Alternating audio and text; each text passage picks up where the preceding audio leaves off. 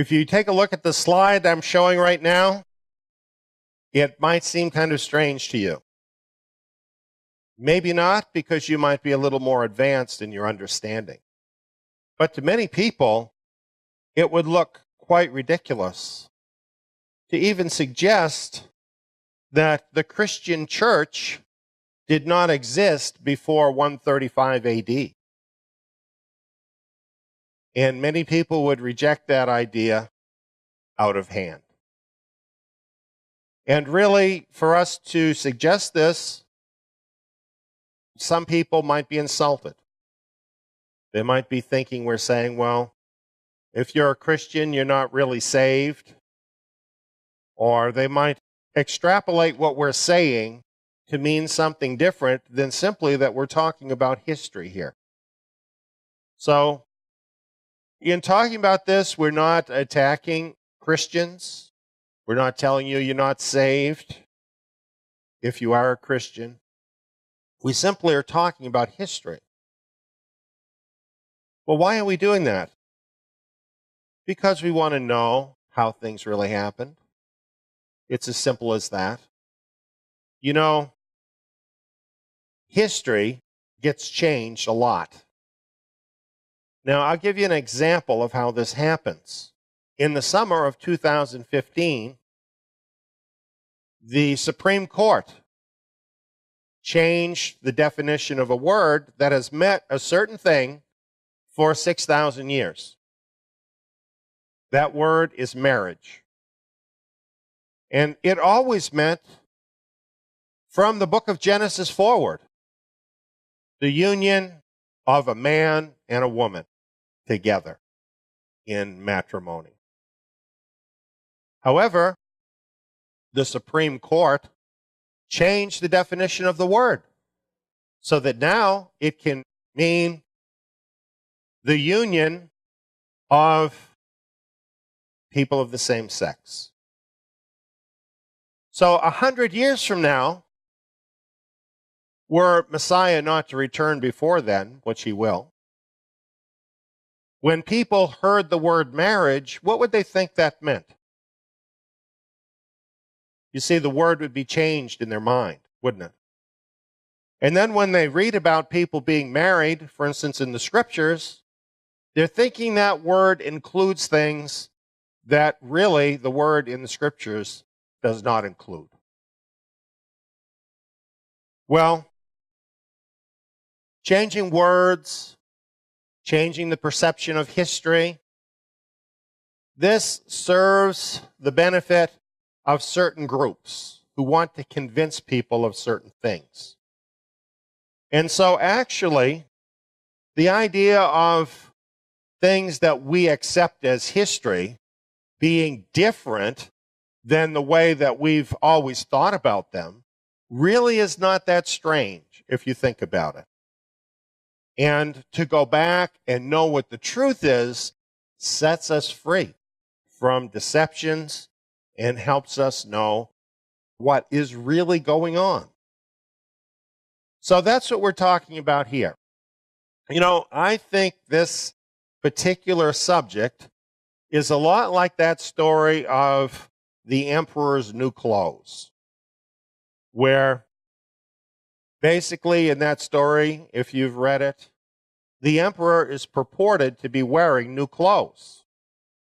But only the enlightened elite people can see the clothes.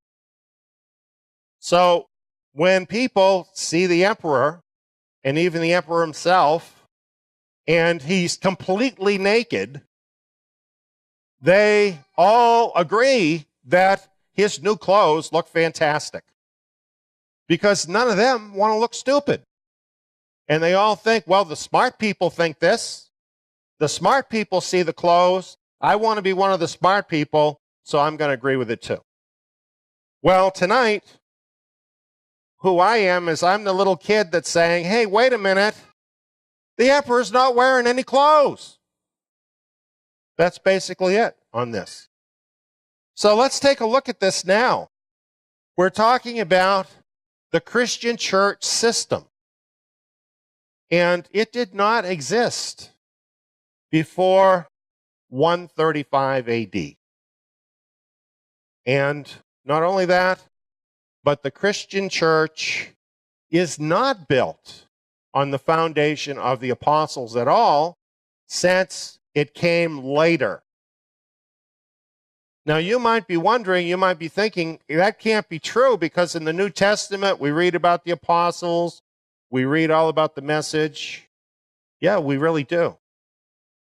But what I'm going to talk about tonight is the fact that that is a completely different group of people than the Gentile Christian church. And we're going to look at documents that are going to help to prove that are going to basically show you that the emperor is wearing no clothes. Well, as we look at this, let's start with Peter. Now, as you look at this picture, you really think Peter looked anything like that? You know, Peter was a Jewish fisherman. You have a recollection of any fisherman you've ever seen wearing gaudy jewels and royal clothing? Perhaps holding a golden key? Is that what a fisherman looks like? No, what you're looking at in this picture is revisionist history, isn't it? This is the Catholic Peter, not the biblical Peter. And the Catholic Peter, we're told, was the first pope. And really, in that economy, the Catholic Church has an unbroken succession, apostolic succession, from Peter forward. There are some problems with that, though. Paul says that Peter had a mission, an apostleship to the Jews. Not to everybody, to the Jews. And not only that, scholars recognize that James was the leader of that early group, not Peter. In fact, there is no claim in the New Testament or anywhere that Peter was ever even in Rome, not until you get to dubious writers from the middle of the 2nd century or later. So think about this. During Peter's lifetime, from that period, and the lifetime of people following Peter, nobody says that Peter was ever in Rome. It's only later, when it served the purpose of trying to sustain this idea that Peter was the first pope, that anybody actually ever said this.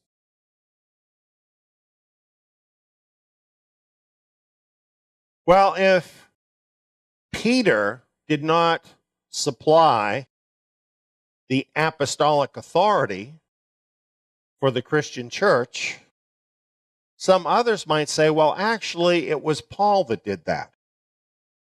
Paul was the one that brought Christianity to the Gentiles. Well, what about that? What about Paul? Was Paul really the first Christian? In fact, we ask the question here, was Paul a Jew or a Christian?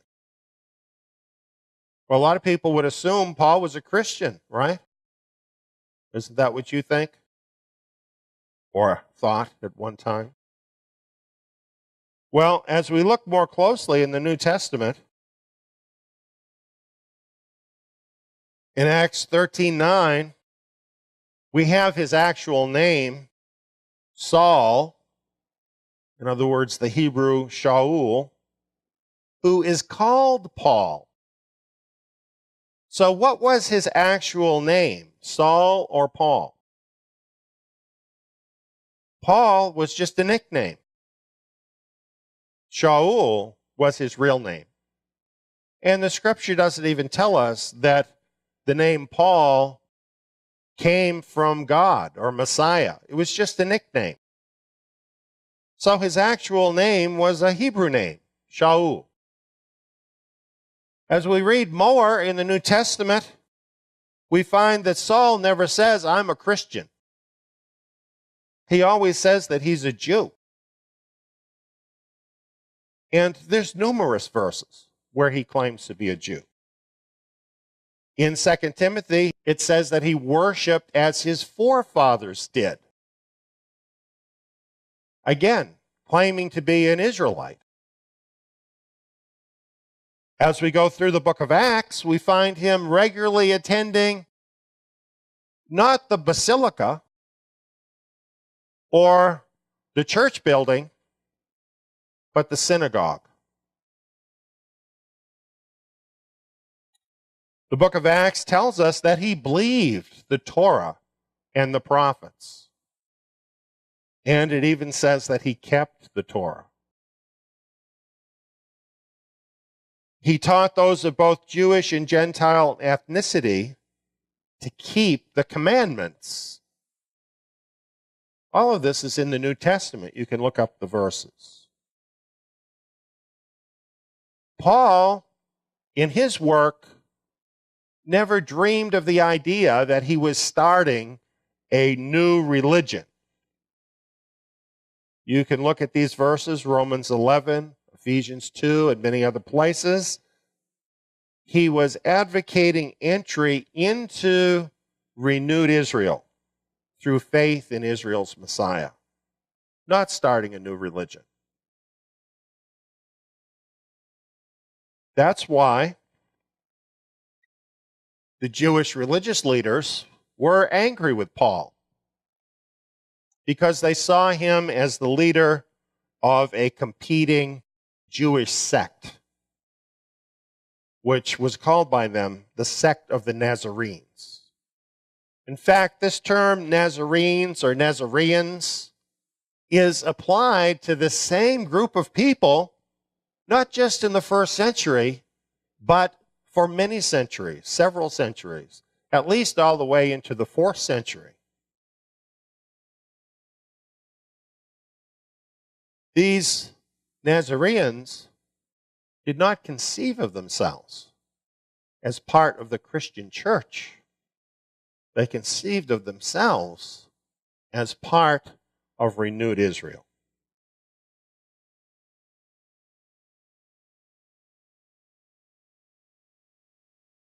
Well, here is a recent book.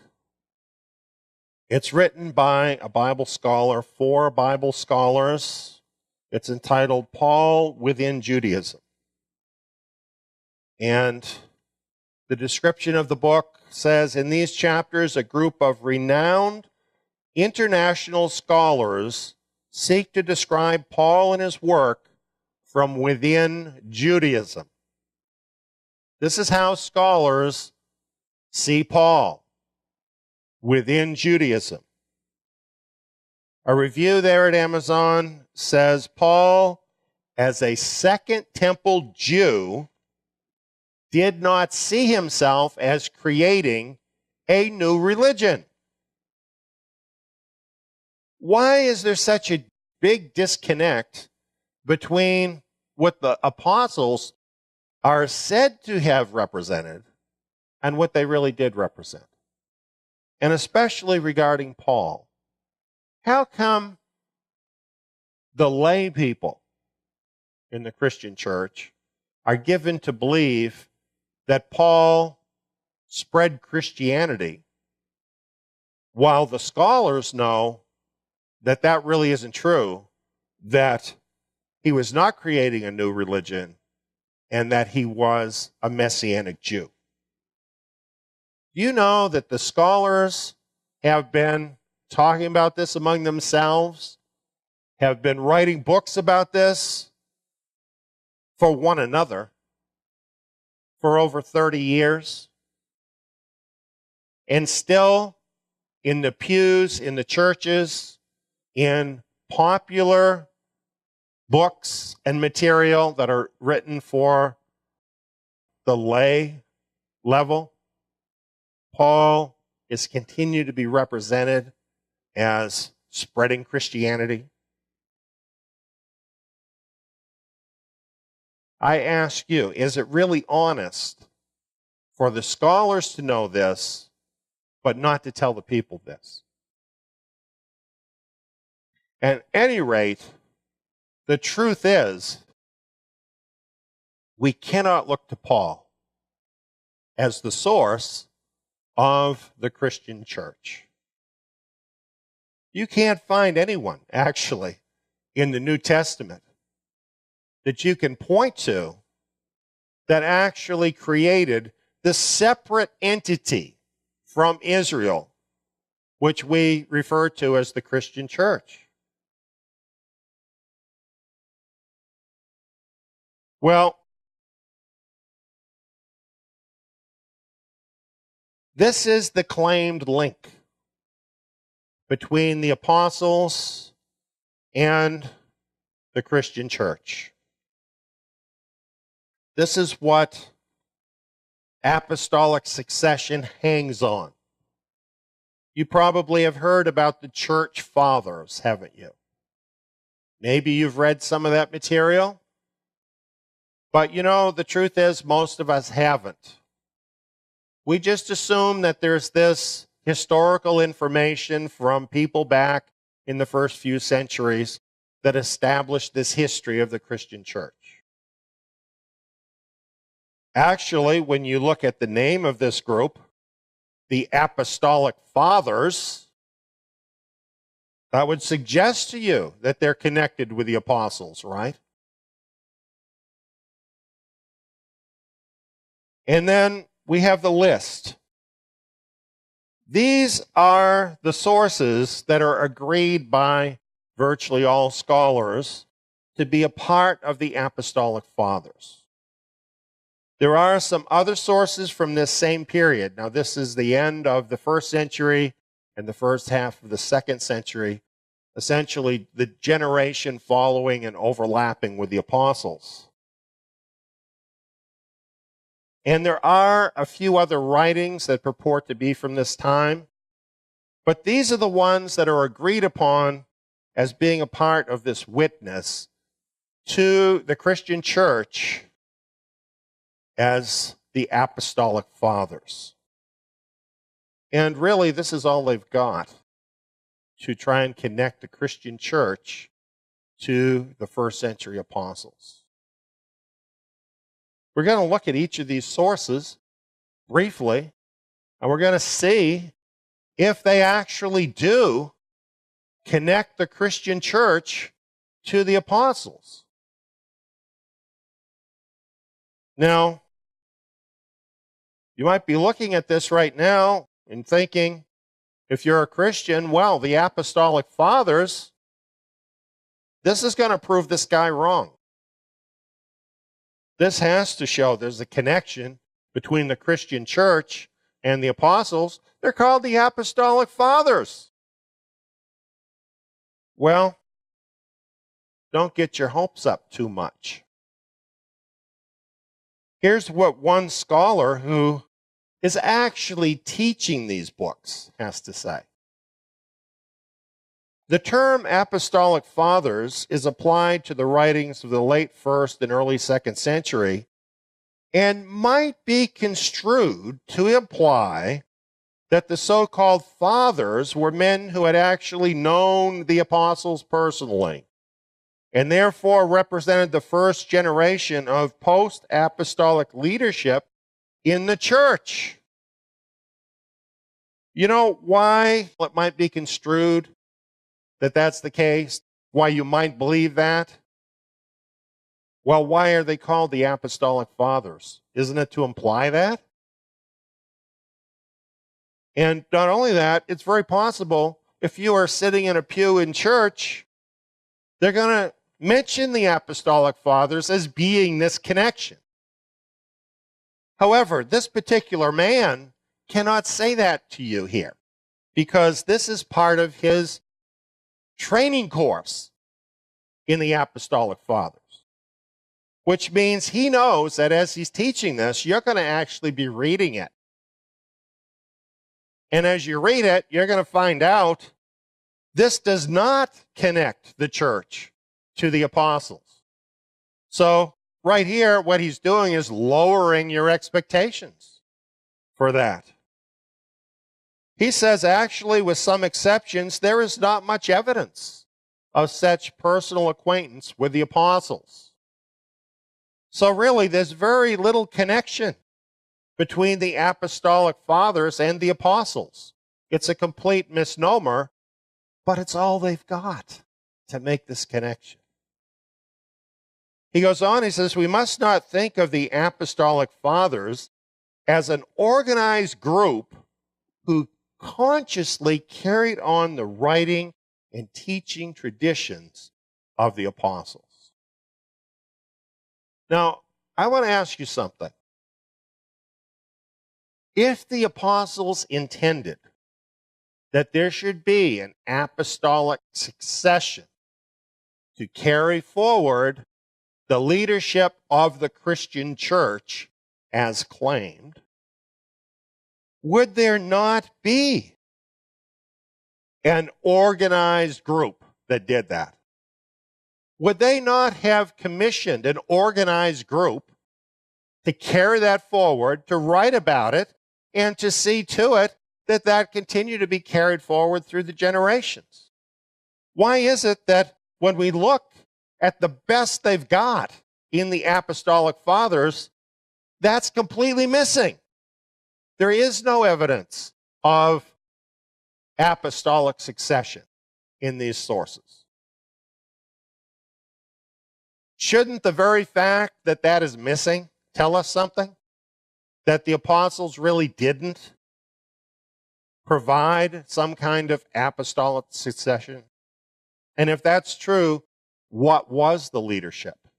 Well, we're going to get into that later, but I bring this up right now because as we go through this, we need to see that they're trying to make a case here with the Apostolic Fathers to prove something that really is not proven by the Apostolic Fathers and that really doesn't exist. As a matter of fact, in this source, this scholar tells us that all we've got with the Apostolic Fathers is a collection of fragments. Not much proof at all. Well, let's look at these sources and see what we've got.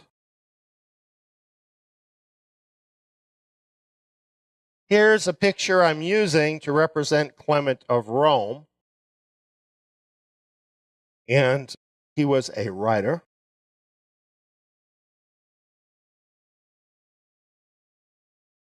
He wrote his first epistle, that's believed to be around the end of the first century, 96 to 99. This is the time period of John the Apostle, when he was still alive, near the end of his life. And Clement is known for his epistle to the church in Corinth. And according to Wikipedia, he asserts the apostolic authority of the bishops, presbyters, as rulers of the church. And it tells us this has been cited as the first work to establish Roman primacy, but most scholars see the epistle as more fraternal than authoritative. Well, the whole reason why they seize on this is because Clement was a bishop in Rome. And in the list of popes, they've included Clement as one of the popes. So therefore, they look at this letter, the Pope wrote this. Whereas if you do a reading of this letter yourself, I think you'll see that Clement is writing as one among many bishops at that time, basically sharing information with others.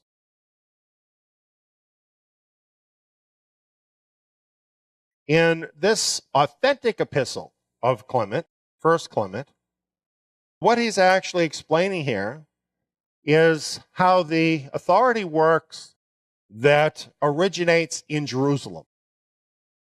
And he explains the functioning of the Hebraic form of government that had been established in every congregation of the believers by the apostles. And really, what he's explaining is exactly what you find in the New Testament. It's not something else. It's not in any way laying a foundation for the Roman Catholic Church whatsoever. However, the reason that they include Clement in the Apostolic Fathers is because there's another letter of Clement. And this other letter makes him out to support Catholic doctrine.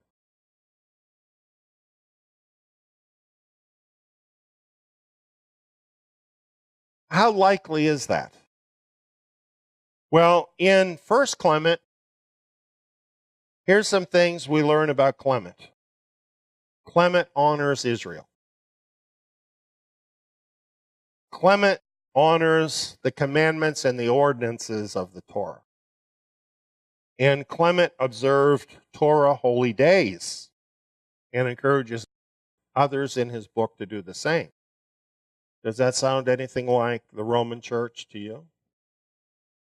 So actually, scholars have pretty much agreed that this other letter of Clement is spurious. In other words, a forgery that was written later to put words into Clement's mouth, making him support apostolic succession from Peter for the Roman Church. And none of that is true. Well, the next person cited among the Apostolic Fathers is Ignatius of Antioch. He's believed to have lived until about 117 AD, overlapping the apostles. This is a rather bizarre picture of Ignatius. He is said to be a martyr, eaten by wild beasts. And you have him here in Catholic garb. He has a pagan nimbus around his head. And, of course, all of this is from later, not from his time period. And it shows part of what I'm talking about, how the ideas of a certain generation about someone can be projected back into history and can be used to change the perception of the people about that person. Well, there's more that we can say about Ignatius. He was claimed to be the third bishop of Antioch. He was claimed to be a student of John the Apostle. And there are a series of letters with his name on them that uphold doctrines of the Catholic Church. In fact, the Catholic Encyclopedia under St. Ignatius of Antioch says this: Cardinal Newman did not exaggerate the matter when he said that, quote, the whole system of Catholic doctrine may be discovered, at least in outline, not to say in parts filled up, in the course of his 7 epistles. Now, isn't this remarkable? Before 117 AD, you have this writer, St. Ignatius, and the entire framework of the Catholic Church is in his letters. Surely that proves what I'm saying to be wrong. And here we have evidence that the Christian Church did exist. There is apostolic succession. Peter was the first pope. In fact, look at this list of doctrines. And this is only a partial list, friends. The church was divinely established as a distinct, visible society. The hierarchy of the church was instituted by Christ. The Catholicity and infallibility of the church is affirmed in the letters of Ignatius. The sacrament of the Eucharist is affirmed in these letters of Ignatius. How about this one? The supernatural virtue of virginity. And there you have the foundation for celibacy. Before 117 AD in the letters of Ignatius. And of course, the last one is my favorite, the primacy of the See of Rome. Yes, the primacy of the Pope. That's in there too. Well, I could quit right now and say, well, I'm beaten. Here is evidence that I'm wrong, except for one thing. It's all a forgery. It was forged later in the 4th century. Now, some of it might have been written by Ignatius, updated and embellished, so to get those Catholic doctrines in there.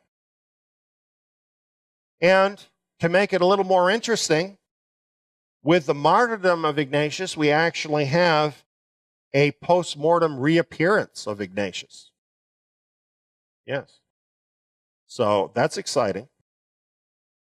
However, unfortunately, it's all spurious from the 4th and 5th century, not from before 117 AD.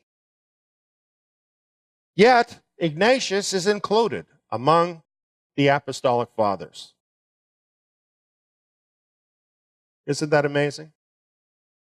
Don't you think that they would have excluded him because of all these forgeries? They can't afford to. Because if you take out Ignatius, seriously, you've got nothing left that supports them. The forgeries of Ignatius, or in Ignatius, and the forged letter of Clement are all they've got within all of this material to say what they want to say. The rest of it doesn't say it. For instance, let's look at the next man here, included among these so-called Apostolic Fathers. And I have to tell you, I really like this guy. This is Polycarp of Smyrna. And he was a genuine disciple of the Apostle John. He lived between 80 and 167 AD. Somewhere in there. We can't exactly pin down the dates. And he was martyred along with other believers. Let's find out some things about Polycarp. The sole surviving work attributed to Polycarp is Polycarp's letter to the Philippians. And it's not terribly long. You can find it online and read it. And when you read it, it's going to read to you a lot like possibly the letter of James in the Scriptures, or maybe the book of Hebrews, something like that. All through Polycarp's letter to the Philippians, he appeals back to the Torah, to the prophets, also to the New Testament, to the Gospels, all of that, all as one revelation. Polycarp was called a Nazarene. In his own letters, in his own letter, I should say, to the Philippians, he says, let us teach ourselves first to walk in the commandment. He felt we needed to know the Torah, to walk in it. And Polycarp kept the biblical holy days. For example, a later historian said that he held that the 14th day of the moon, on which day the Jews were commanded to sacrifice the lamb, should be observed as the feast of the Savior's Passover. Yes, Polycarp kept the Passover, and he kept it according to the scriptural date. There's more. Polycarp was a Sabbath keeper. The letter, The Martyrdom of Polycarp, which was written by the Smyrnians. These were believers who were in this area where Polycarp was a leader. So they had been under his training, and they're reporting what happened with his martyrdom. They say that on the day of preparation, that's when the pursuers came to get Polycarp. The preparation day is the day before Sabbath. They were using that terminology. And then it tells us that Polycarp was killed on the day of the great Sabbath. So I ask you, did Polycarp and these disciples keep the Sabbath? It's clearly in the record that they did. As a matter of fact, Polycarp was a faithful Nazarene, a faithful follower of Messiah. And the work that he did in Asia continued with believers for generations. In the 3rd century, we have a writing about Elder Pionius and his companions from the same area of Smyrna. And in this reference, we see that they kept the Sabbath and they abstained from unclean foods. They kept the commandment of God. That's the reason they did it, they said. So they were all Torah keepers. So my question is, how can you cite Polycarp as being part of the Christian church when Polycarp did all the things that later on the Christian church called heretical? They threw people out of the church because they kept Passover, because they kept the Sabbath, because they kept the Torah. How is it then that Polycarp could represent them? Interesting question. Actually, Polycarp is an example for us of the Nazarenes of that era, of his lifetime, not of the Christian church. Well, then they include this rather strange work, the Shepherd of Hermas. And all I can say about this is it's bizarre. And it wasn't even written in the period that we're talking about. It was written after about 140 AD in the 2nd century. So it doesn't even represent the period we're talking about. They don't know who the author was, and it says its Christology does not seem to square with any of the Christologies of the New Testament or with those of contemporary theologians. In other words, what is said in the Shepherd of Hermas about Messiah, or Christ in the Greek, does not square with what the Christian church says, and it doesn't square with what the Nazarene said, and it doesn't square with the New Testament. It's heresy. So why are they including heresy as part of the Apostolic Fathers? It's just strange, isn't it?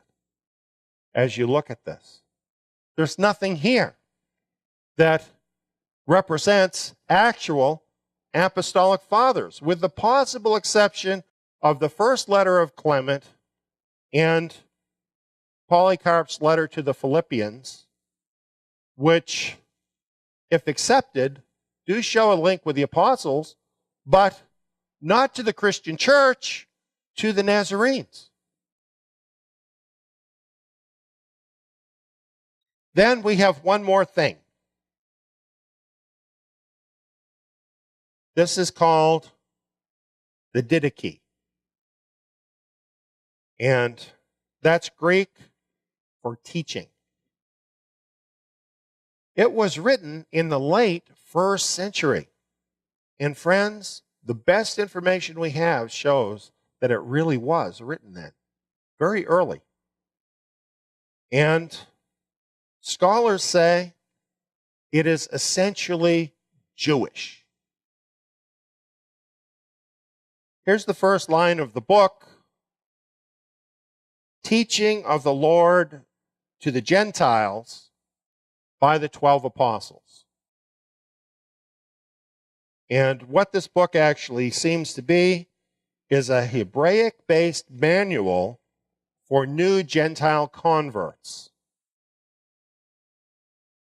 And as I say, scholars view it as essentially Jewish.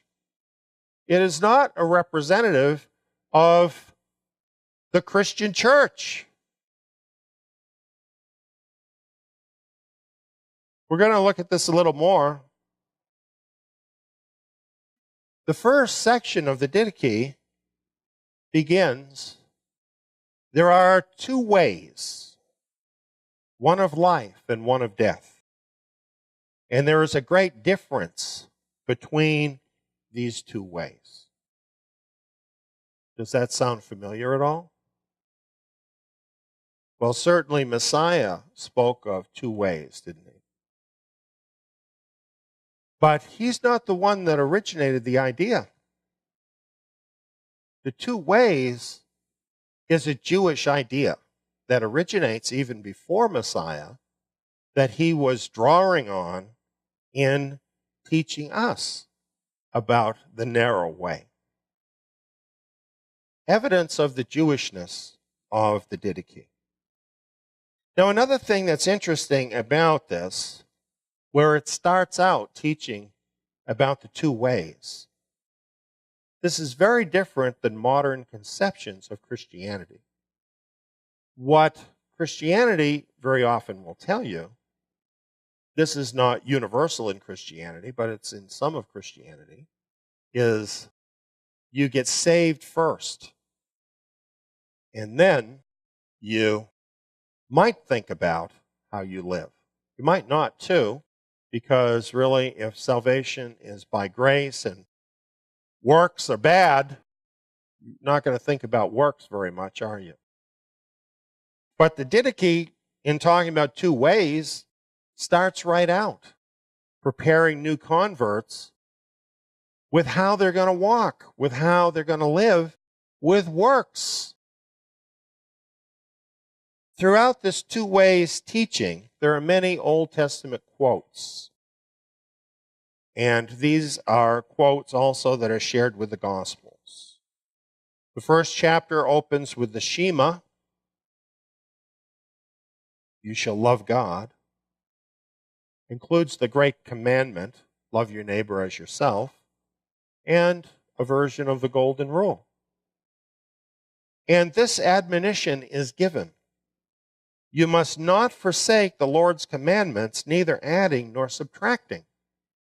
Now, this is a paraphrase from the Torah about the commandments of the Torah. And this is brought right in with these Gentile converts, teaching them not to forsake the commandments of the Torah. This agrees with Messiah, who said, not even one smallest letter or one tiny pen stroke shall in any way pass away from the Torah.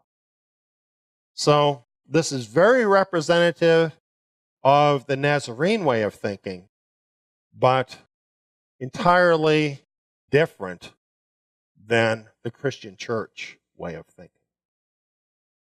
There's more in the Didache. And really, I'm just scratching the surface to give you an idea of what's here. You could read it, and I think you'd be amazed at some of it. Concerning the Lord's Supper, the Didache says, give thanks this way. First, concerning the cup, we thank you, our Father, for the holy vine of David, your servant, which you made known to us through Jesus, your servant. That's the Greek pronunciation. To you be the glory forever. Now, this is interesting because here they're giving thanks for the holy vine of David that's revealed by Messiah. And so they're using this term, the holy vine of David, to at once signify the blood of Messiah, which is the blood of the covenant. But the term vine of David is talking about the house of David, the Davidic line. And it's really a veiled meaning of the Davidic covenant dynasty that Messiah established that was then leading all the believers. Why didn't they just come right out and say, well, thank you for the Davidic leadership of our group? Well, I'm thinking they didn't want the Romans to come and kill their Davidic leaders. So they didn't say it that way. But they did include that in their thinking. They're thinking like Israelites. They're thinking about the Davidic covenant here, and they're including it in this Lord's Supper commemoration. And look at this concerning the breaking of the bread. This is the part of the prayer. Even as this broken bread was scattered over the hills and was gathered together and became one, so let your assembly be gathered together from the ends of the earth into your kingdom. Well, anybody that knows the prophets would read that and think this is a clear reference to the gathering of the remnant of Israel as spoken of in all the prophets. This is in the Didache, supposedly one of the apostolic fathers. Well, just to sum this up about the Didache, this work includes a Nazarene version of a Jewish prayer. Not only does this prayer include blessing God for sustaining the universe, for his gifts of food, earth, and the covenant, by the way, but it also includes a prayer for the restoration of Jerusalem. So I ask you, is this an example of the Nazarene believers during that period or the Christian church?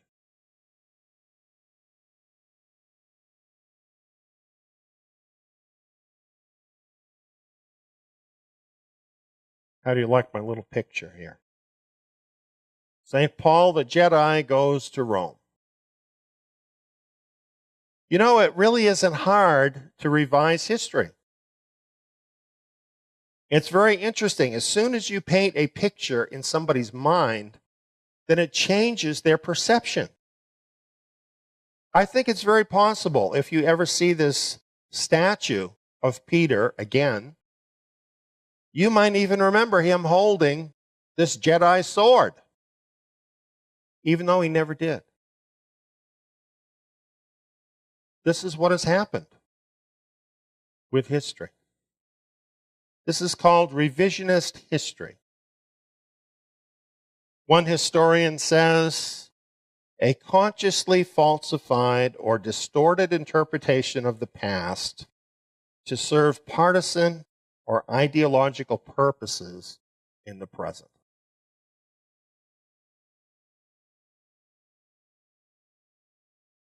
Another source tells us why people do this, why they revise history. In attempting to revise the past, Illegitimate historical revisionism may use techniques inadmissible in proper historical discourse, such as presenting forged documents as genuine, attributing conclusions to books and sources that actually report the opposite, and even deliberately mistranslating texts. Do we actually have revisionist history here? Is that really what we're talking about? Well, let's look at the list again of the Apostolic Fathers. Clement of Rome. We have an actual Nazarene letter in 1st Clement. But then we have a 4th century forgery putting words into Clement's mouth that are nothing like the Clement who wrote the Nazarene letter. Totally supporting apostolic succession of Peter and the primacy of the Roman Church. Of course, it was written in the 4th century, and that's when the Catholic Church really crystallized under Constantine. And they needed to have a legitimate authority. So, forge something.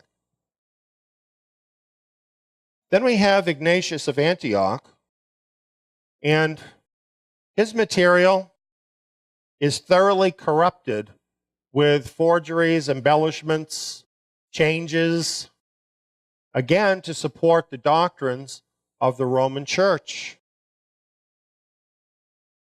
We have Polycarp of Smyrna, which actually, his letter is from an early date. And there's information about him that could not be obfuscated because it was already too well known, showing that he was a Nazarene Torah keeper. He kept the Sabbath, he kept the Passover, he kept the commandments, and he taught others to do the same. He is not anything like the Christian church. The Shepherd of Hermas is included here, which is a heretical vision of spurious date with strange doctrines about Messiah. I think that one just got in there because they needed to have a number of these. And then finally we have the Didache. And the Didache is actually Nazarene Torah instruction for Gentiles. How could that possibly represent the Christian church?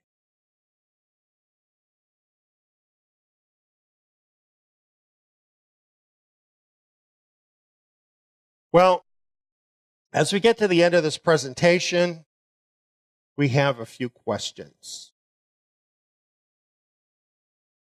One is, are the Apostolic Fathers used to falsify history? Is this revisionist history, or does this actually show there's a connection with the apostles? Well, take the term Apostolic Fathers. Doesn't the term itself imply a direct connection with the apostles, if not even succession from the apostles? And then the material itself is actually lacking any such support. Isn't even the term Apostolic Fathers then a misrepresentation? Isn't the term itself revisionist history?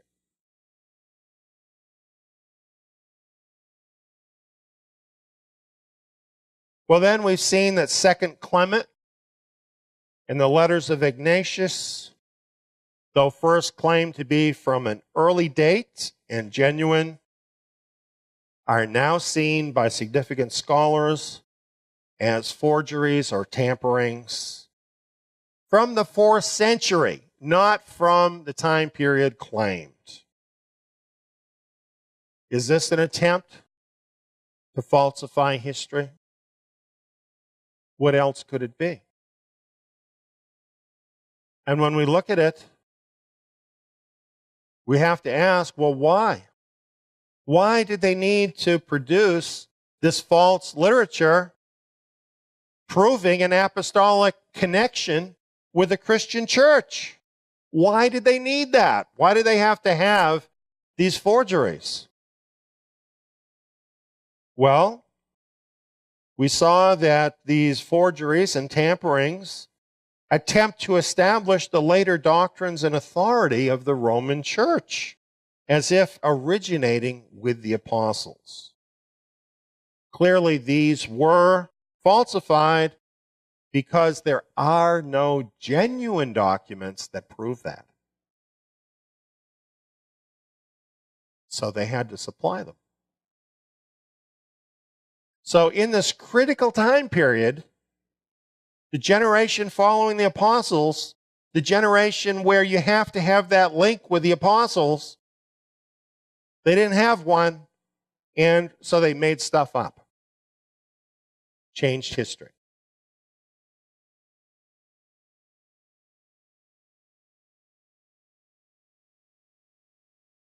And then we have First Clement, and we have Polycarp. And we have the Didache. And all of these give support to Torah keeping and to Nazarene theology, not to the theology that is associated with the Christian church. As a matter of fact, clearly, anybody that reads these documents is going to recognize in them teachings that were later on rejected by the Christian church. So, if these writers, Clement, Polycarp, and the Didache, include this admonition of Torah keeping, keeping the Sabbath, keeping Passover, and so on, and this was rejected by the Christian church, why do they point to these people as representatives of the Christian church? And if what they're trying to say by that is that these people are a connection with the apostles, wouldn't that mean that the apostles have a different doctrine than the Christian church? How does this help them? I don't see it.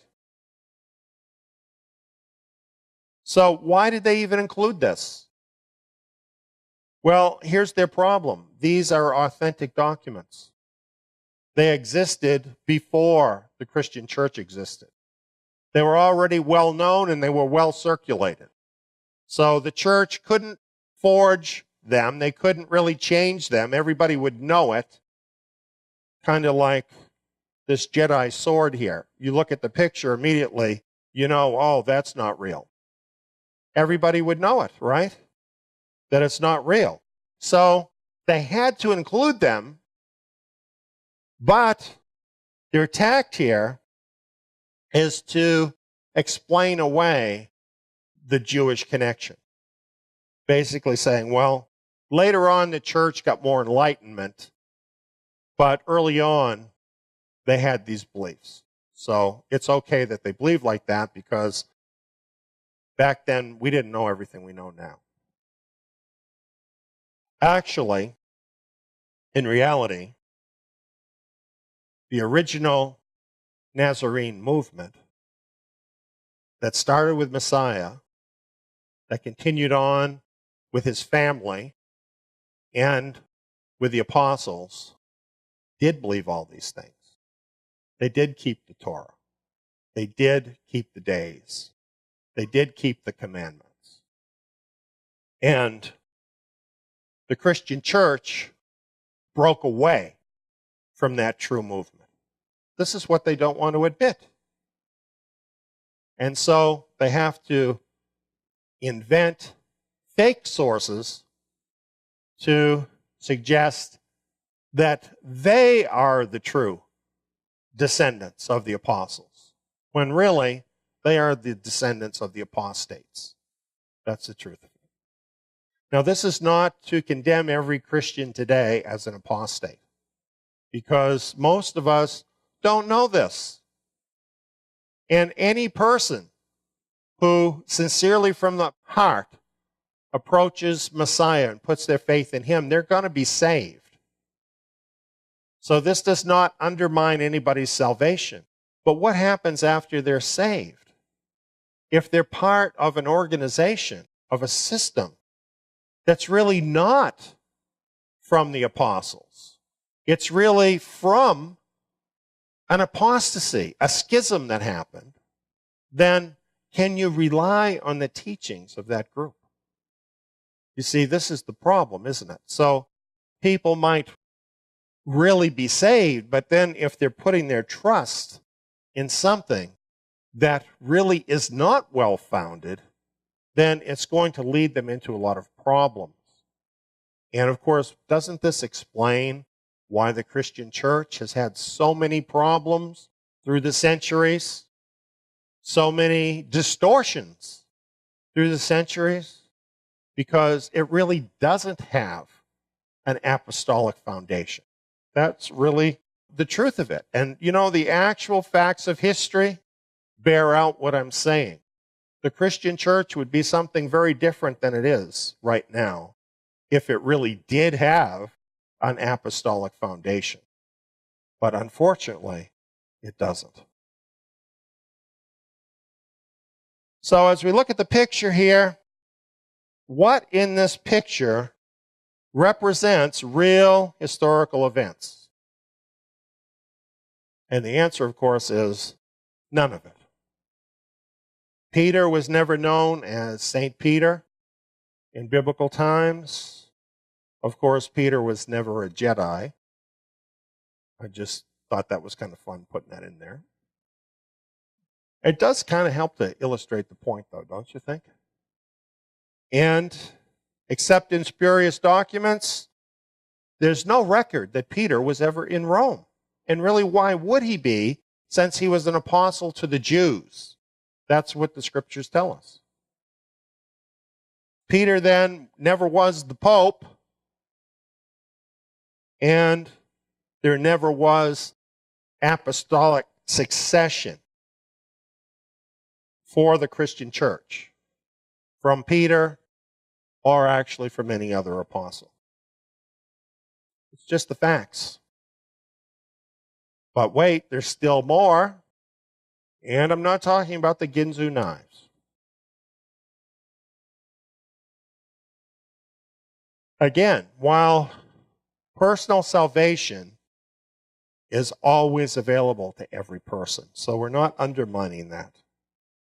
Nevertheless, the Gentile church never did have apostolic authority. And their attempt at proving that through the apostolic fathers, when you examine it, proves exactly the opposite. They cannot produce the goods to show they even existed during that time.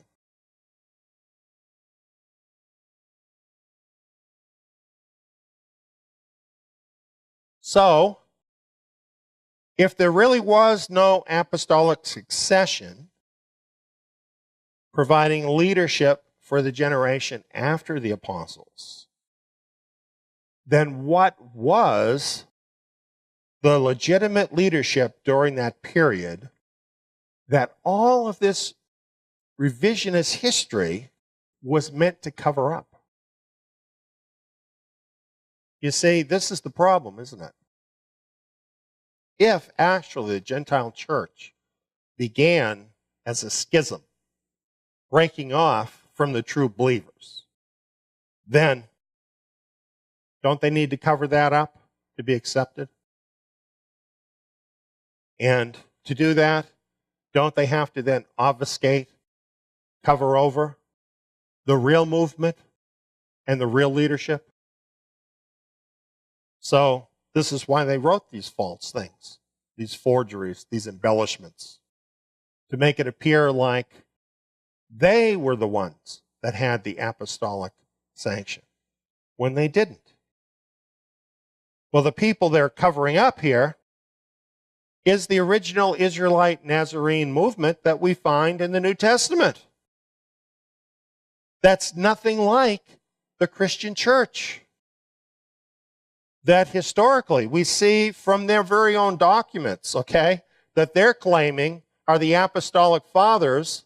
That group was keeping the Sabbath. They were keeping Passover. They were keeping the Torah commandments. That's not the Christian church, friends. That's the Nazarenes. And these Nazarenes did not move forward through the centuries under apostolic leadership. You know what? That was never the plan. The original 12 apostles are a unique group. There is no succession from them. There never was meant to be.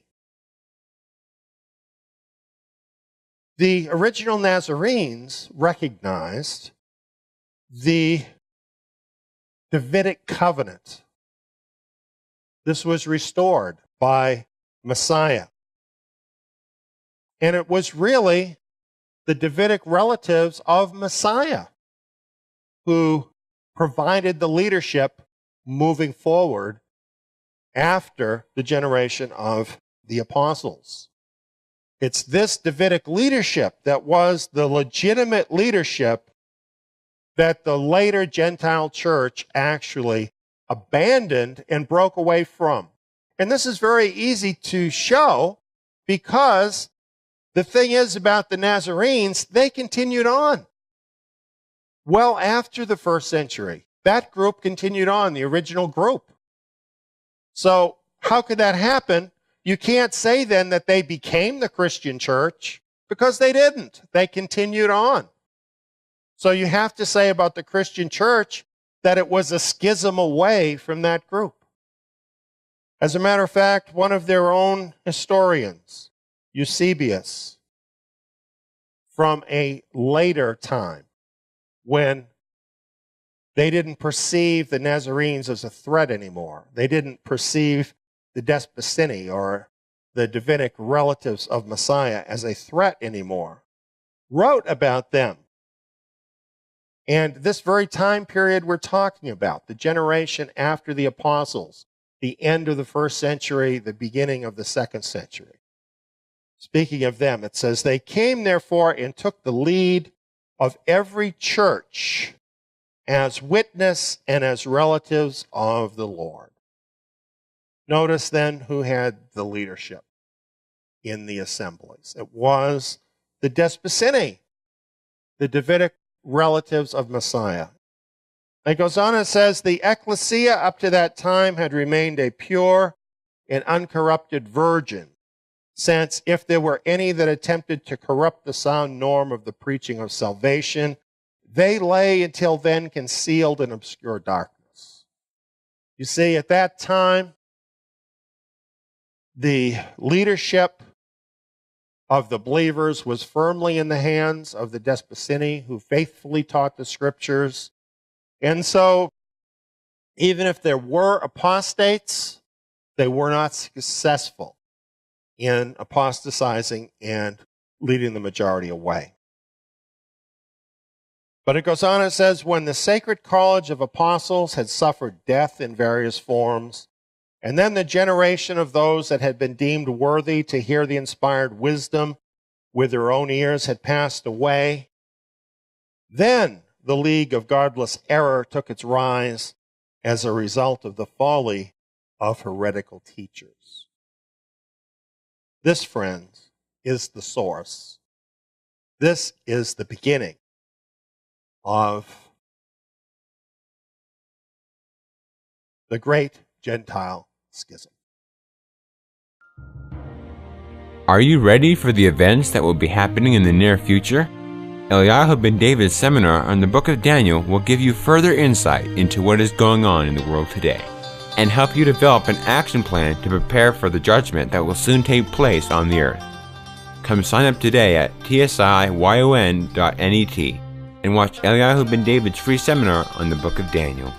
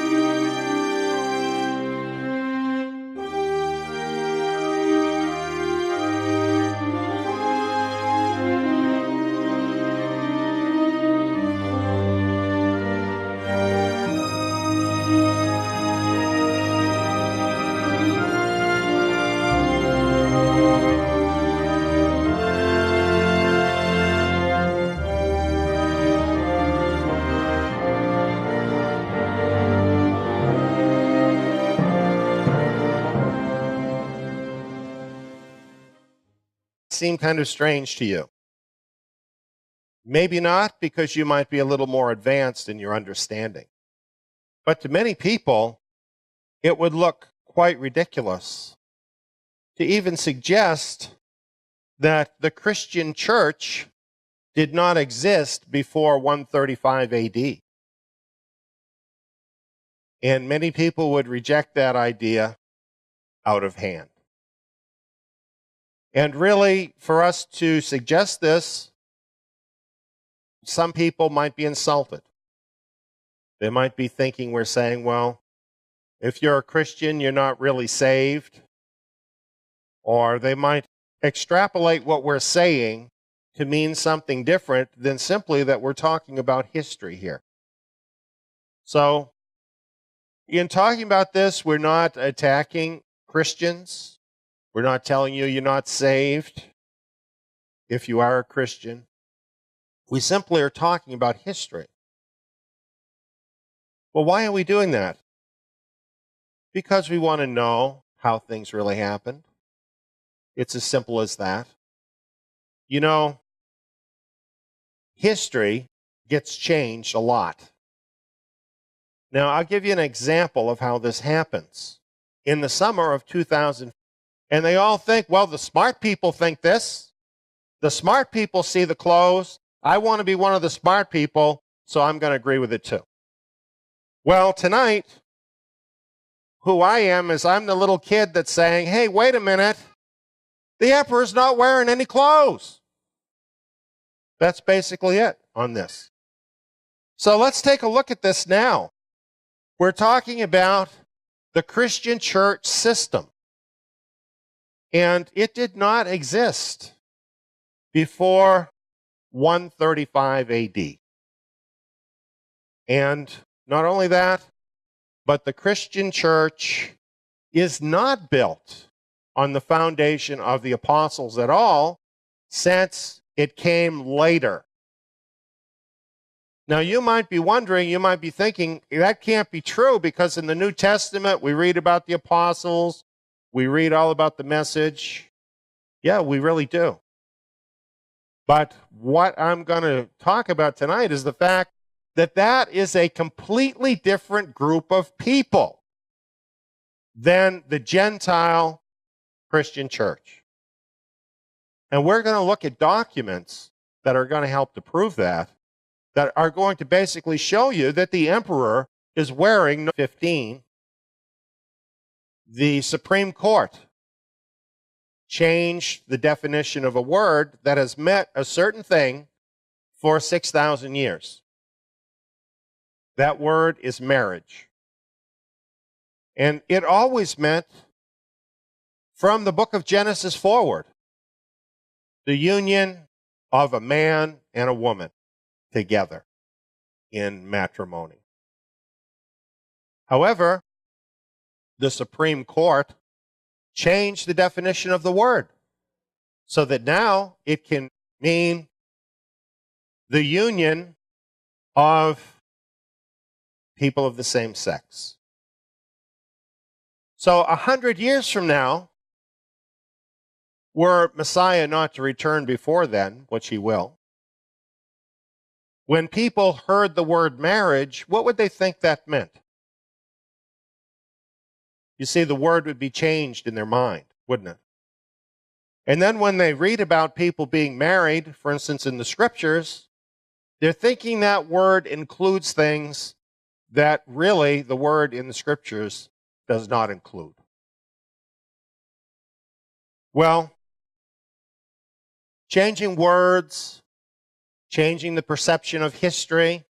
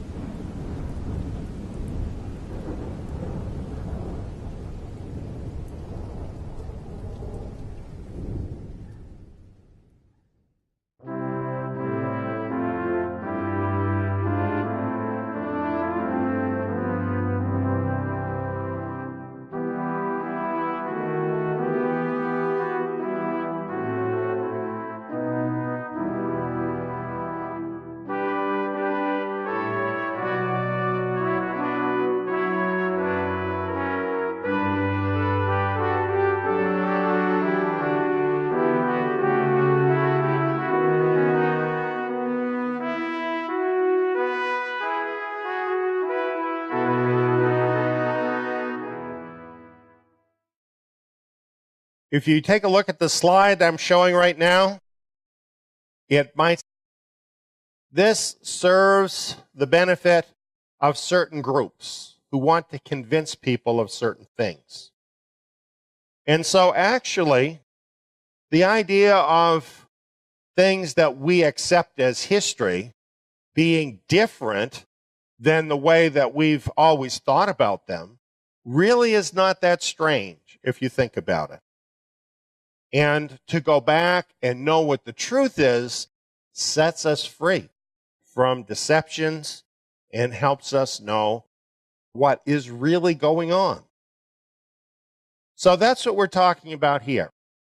You know, I think this particular subject is a lot like that story of the emperor's new clothes, where basically in that story, if you've read it, the emperor is purported to be wearing new clothes.